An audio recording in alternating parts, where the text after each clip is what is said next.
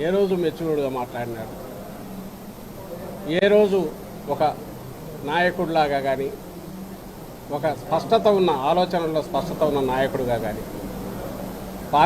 Party అధినేత సంగతి వదిలేయండి, నేననేది ఒక నాయకుడిగా, లేదా నాయకుడు కావాలనుకునే ఒక వ్యక్తిగా తన ఆలోచనలో స్పష్టత ఎప్పుడు లేదు.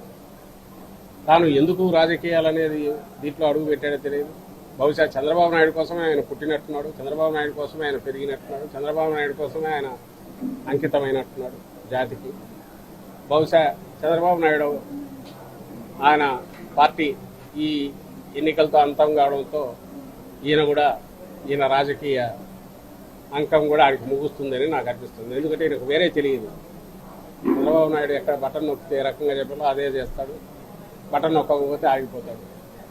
ఆయన నోట్లోంచి వచ్చే మాటలు చంద్రబాబు నాయుడు ఏం చెప్పమంటే చెప్తాడు, వద్దంటే ఆగుతాడు.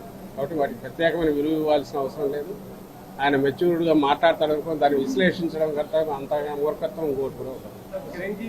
ఈ వీడియో కానీ మీకు నచ్చినట్లయితే లైక్, కామెంట్, షేర్ చేయండి. మరిన్ని అప్డేట్స్ కోసం సబ్స్క్రైబ్ చేయండి.